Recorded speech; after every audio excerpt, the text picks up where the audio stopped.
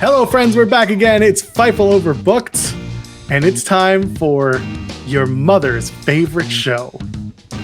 So bad, it's good. You got the little ding there. It's because it's real good. It's good. I'm here with my buddy Josh. Josh, how are you doing? I'm doing astounding. Ooh, a new word. I mean, it's a synonym. I can say that word. Cinnamon. Say that. I think it's a cinnamon. Synonym of stupendous. Like that from Pat McAfee, who thought that he was describing the definition on SmackDown, but he was just doing cinnamons. Cinnamons. I'm feeling dynamite, just like Cody Rhodes, who debuted a week ago. Definitely. Definitely may not have. Listen, man, we record these shows in advance. If you haven't figured it out by now, we're literally wearing the same clothes.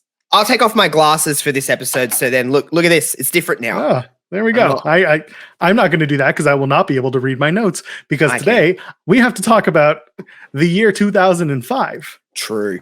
We have to talk about the Battle of the Legends. We have to talk about the undefeated Battle of the Ages, the trilogy that never was, Josh. Almost was. It was nearly there. I am taking charge of this episode because I have been hammering Joel. When I peek behind the curtains, I came up with the idea for this show when Joel approached me about being a part of this. And I said, hey, I want to do something that we can just have a laugh with. And when you think of certain matches, moments, segments, history lessons in professional wrestling, I told Joel from the start, this was one of the matches that I want to talk about because this truly is so bad that it's good. Yeah. It really is. And Joel was like, yeah, sure, let's do it. And I said, let's do it this week. Let's do it this week. And it just didn't line up. But now we're here. We're here. It's SummerSlam 05. It is Icon versus Icon. No. Icon versus Icon is WrestleMania X8. Yeah, that's The Rock and Hogan. Okay? All right, what about like, let's say, what could you call these two? I was going to say Mr. WrestleMania, but this is SummerSlam. I guess he still is Mr. WrestleMania. Would you call Hulk Hogan Mr. SummerSlam? I mean, they're both Mr. SummerSlam because they're both undefeated going into this. Well, yeah. I mean, one is still undefeated at SummerSlam. What about Battle of the Brothers? No? Okay. I don't like that one. Let's just call it Shawn Michaels versus Hulk Hogan because that's what it was. I guess. SummerSlam 05. I could say, I mean, I was a 10-year-old watching this match. Actually, I would have been 9 at this stage. I wasn't even 10 yet. This was 2005. I was a wee little one. I didn't watch Hulk Hogan as a kid, obviously. He was before my time. I obviously knew who Hulk Hogan was. I knew that he was, larger than life and one of the biggest, wrestlers in the industry ever. One of the most mainstream wrestlers in the industry ever. But I'm always been a Shawn Michaels kind of person in the sense of I think he's the greatest professional wrestler ever. That's my opinion. Don't come at me, everybody. I know everyone's going to get in the comments, go, Bret Hart. Well, that's great. I like also putting myself to sleep, so that's fine. But anyway, Shawn Michaels was, at that point in 2005, there wasn't probably too many people better than Shawn Michaels in terms of like big matches. When the lights are bright, Shawn Michaels was on his best work. And we'd never seen Hulk Hogan versus Shawn Michaels ever. On paper, this is a mega main event in any arena. Doesn't matter where you are, doesn't matter what show, that is your match. Would you say, Joel, that listen, personal opinions aside of Hulk Hogan, is he the stars at that point? He's the star's biggest star in the industry ever, with maybe the exception of Stone Cold. No doubt about it. He is the guy. He is the most influential wrestler of all time at that point. And there's no other way around it. And this was a match that people wanted to see because Shawn Michaels had returned. There was a lot of hoopla around his abilities coming back to wrestling. And for Hogan, they had never matched up, like you said. This was the time. I was a senior in high school. I just graduated. It was the summer. I was getting ready to go to school I was leaving town, going to a new school, and going to university, I should say. And I remember watching this show at the bar with my friends because this was going to be a major event. This was a major SummerSlam event, and Hogan was the guy, and Michaels was the reborn guy. And I don't just mean that in his faith, but I also mean that in his abilities and his taking up the top spot on the card. So it made sense for these two to match up. At that point, biggest match in SummerSlam history? Definitely one of the top 5. Easily one of the top 5, I would say. And listen, maybe Shawn Michaels was never like on the level of like a mainstream appeal as Hulk Hogan, but to wrestling fans at one stage or another, Shawn Michaels was the man. Yep. Whether you agreed with it or not, whether you thought Brett was or whether you thought Stone Cold was, at some point in the late 90s, mid to late 90s, Shawn Michaels was the WWF guy. He was the head honcho. And especially since coming back and again, like you said, his reborn side in every aspect of his life, he was, I mean, from the time he come back until the time he retired in 2010, I didn't think there was any better big match performer than Shawn Michaels. So again, it all lined up on paper so well. You had Shawn Michaels. Listen, there's a lot of story about this match that goes, this person said this and this person said this. Hulk and Shawn have both talked about this on many different occasions in many different interviews, saying what this could have been. It's just who you believe. Whether you believe Hogan or whether you believe Michaels will get you the story that you want to believe. And that's fine. I don't think we'll ever truly know the truth on this story. I don't think we ever will. It's just what you believe. I tend to personally go with what Shawn says, but that's because I have a bias towards Shawn, and I don't like Hulk Hogan. But who knows? Who knows? Because we've seen that Shawn can be very arrogant, and he has certain tendencies sometimes that maybe we shouldn't believe what he says, but then also so does Hulk Hogan. But when you get two big egos and two big stars, you're going to have this. You're going to have headbutting, and that's what we got. But the story of this match, before we actually talk about this match, listen, I believe Shawn Michaels said he wanted face versus face, and Hogan was like, no, if you believe Shawn Michaels. Shawn turned on Hogan. They teamed a couple of times. They took on like Muhammad Hassan because wrestling, and end up Shawn Michaels super kicking Hogan in a great moment on Raw, by the way. I remember watching that and being like, what the hell? And we hadn't seen Shawn Michaels as a heel since 1998. Like, it really hadn't been active. Shawn Michaels has not been a heel.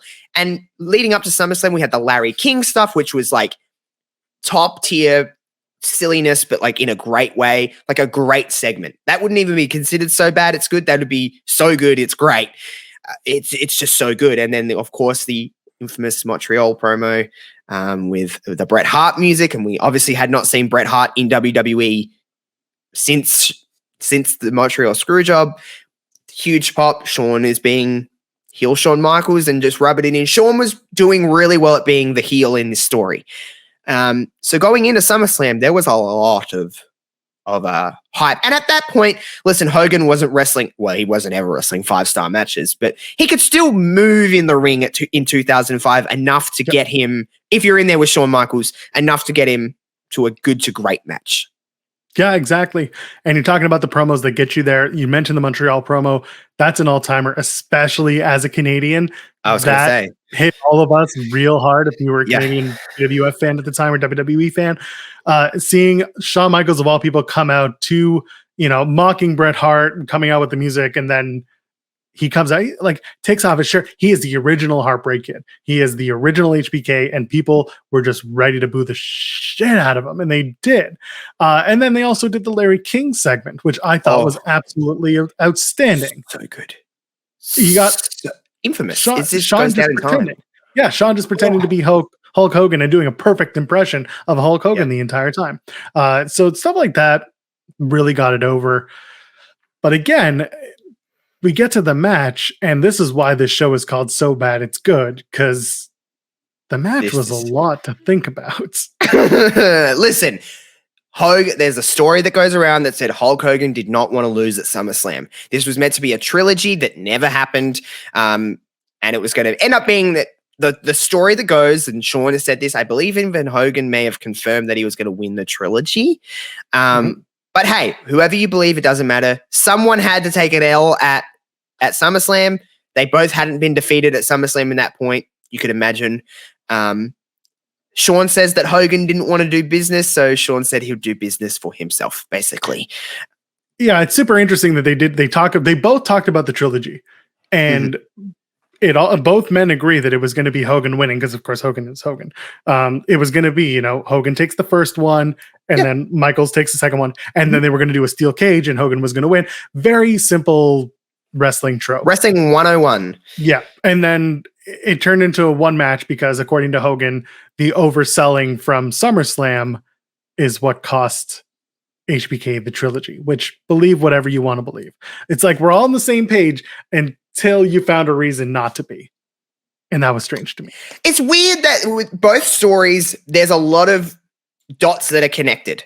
There's a lot of, no matter what, it just seems like the substance of the story is all the same, but the little pieces of broccoli are a little different. The meat and potatoes is all there, but it's like, oh, you said you wanted broccoli. I said I wanted green beans. You know what I mean? Like, it's just like these little things that just aren't, they're just like slightly off. Now, I'm a believer, and you may not believe, this is you have every right to disagree with me and yell at me, but I'm a believer that Hulk Hogan didn't want to lose. So Shawn said, fine, if you're not going to lose, I'm going to make this very over the top. And I'm going to make this very memorable for a very different reason. Because I don't really remember, listen, I know obviously who wins, but I don't really remember the substance of this match. I just remember Shawn ridiculously selling and I guess, in a sense, if you want to look at it this way, not really protecting the business. That was the story. Not protecting the business part, but the part where Shawn is overselling everything. That's the entire match. That is the story that Shawn Michaels wants to tell. Shawn Michaels wants to tell a story that Hulk Hogan is so deep in his own shit that I'm going to show him just how shitty he is by overselling everything he does, because everything he does is so overdone that I'm going to make it look even more overdone. And by the way, kudos to commentary, who then has to put all of that over. So they've got to go over the top for everything else that's over the top, and Hogan's going over the top. So now you got 3 over the top layers going on. All right, let's scale things back a little bit here. Let's put on our Jim Ross and Jerry Lawler hat for a minute. All right. Oh, can somebody superimpose a cowboy hat on top of me? Yeah, you're the JR. I'll be Jerry Lawler. Puppies, woohoo, wow. That's me right now, right? So you know, you're the play-by-play guy, all right? Shawn Michaels has just taken a punch and he's done a cartwheel, for example. How the hell do Jerry Lawler and Jim Ross sit down and go, let's call this match without just laughing or just being it? Because listen, they probably don't know what's going down. They're probably just watching the match and watching it unfold. I don't know if Shawn Michaels went up to Jim Ross before and said, hey, get ready for this one because I'm about to do something real crazy. Like, I couldn't imagine sitting there and just trying to call. They called this match. Like, kudos to them. Was there. Coach was calling that Coach match. was there. Coach was there too, wasn't he? Yeah, and Coach was doing a damn good job because he was the new guy in the room and had to really put everything over properly and deal with, JR's already over the top. Sorry, not JR. Jerry the King Lawler's already so over the top that it doesn't matter what he says. Yeah. JR, though, JR has a penchant for being like, man, sacrifice, this doesn't work for me. And he's everyday straight man. Yeah, exactly. So Coach has to be the straight guy who also plays over the top, like over explains why Michaels is overselling the Hogan offense. And they're all doing a good job. Yeah, kudos to them. I have to say that, listen, we would not be talking about this match on this show if it was just Shawn Michaels and Hogan had a normal match. We wouldn't be talking about it. It would have just went down in like it happened. This makes it memorable. I will say that, maybe for the wrong reasons. But here's a question for you, Joel. As the analyzing breakdown guy of this show, if you were Shawn Michaels and Hogan, if you believe this story, and we can talk about the other side of things, if you were Shawn Michaels and Hogan was not going to do business and he said, I'm not going to lose this match, end of story, would you have done what Shawn did?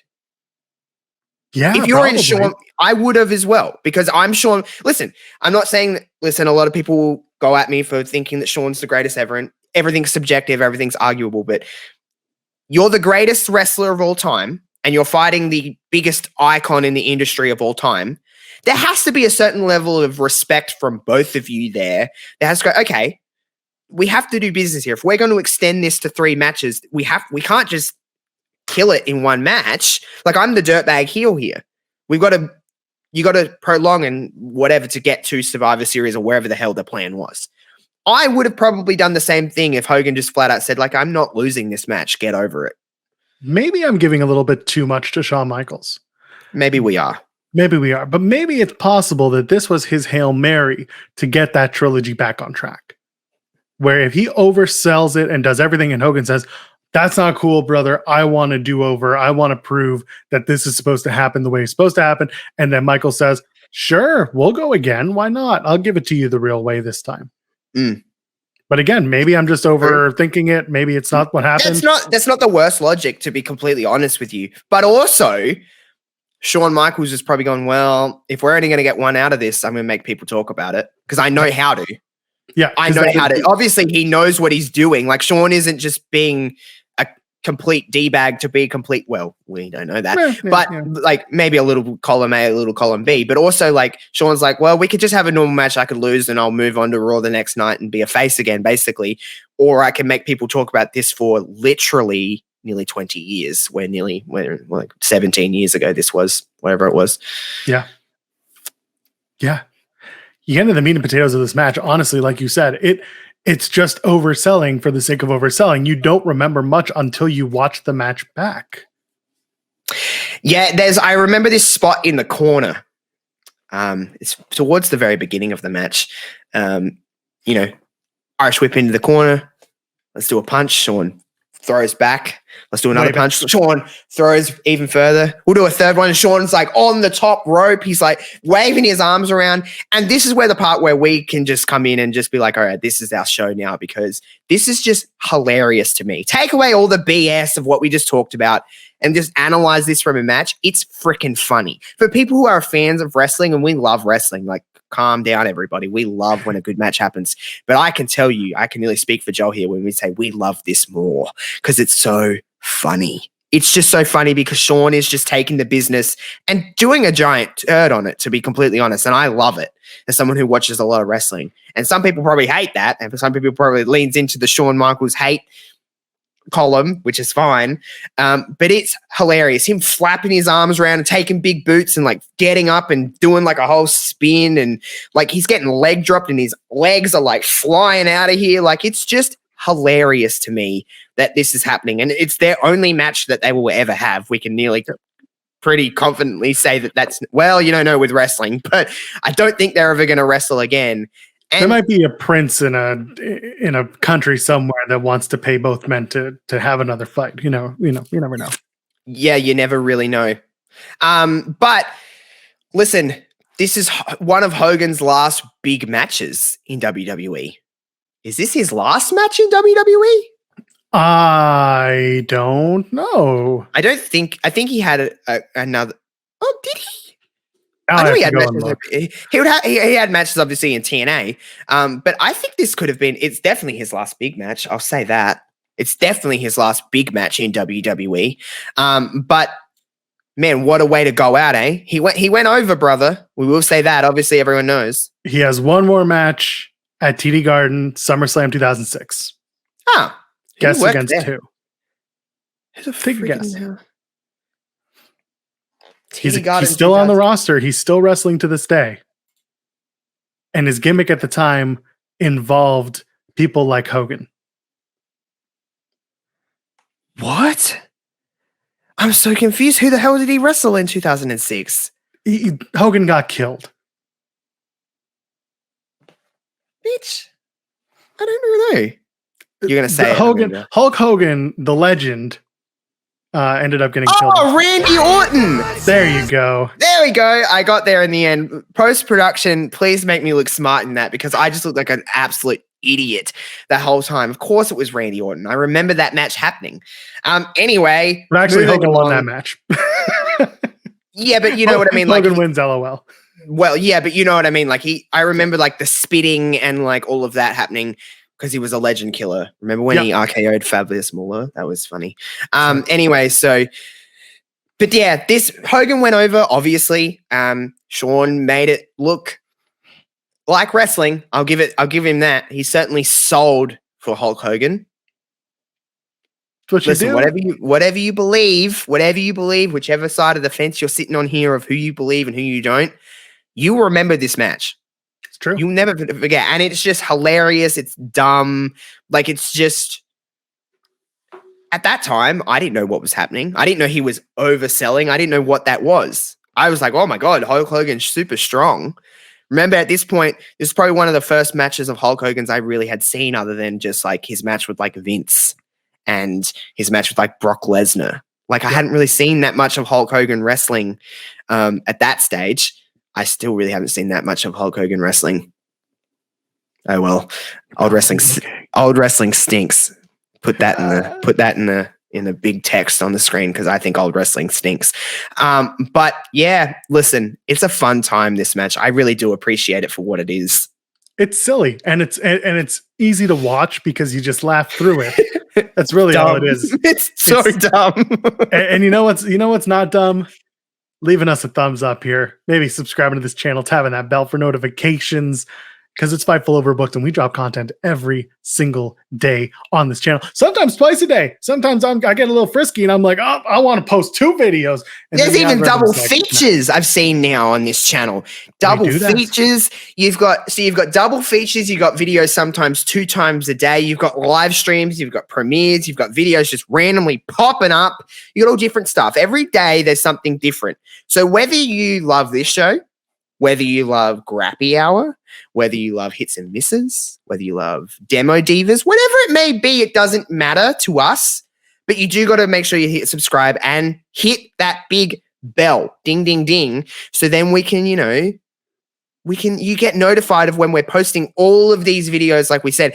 And I can pretty confidently say I'm not in charge of anything around here, but there's probably even more stuff coming to Fightful Overbooked. Is that pretty safe to say?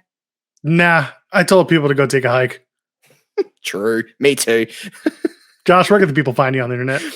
At Josh Robinson _00. You know what I'm about to say. I'm a pretty damn good time. Come hang out with me. He is, in fact, a very good time, and I am at Joel Pearl, JoelPearl. It's Fightful Overbooked, youtube.com/Fightful Overbooked, FightfulOverbooked.com. Do all the things we talked about earlier with the thumbs up and the things and the things. And if you're on podcast form on your favorite podcast app, leave us a 5-star review. Get us out there into the ether and into your friends' ears. And until then, next time, ladies, gentlemen, friends beyond the binary, we'll see you in the next one. Cheers.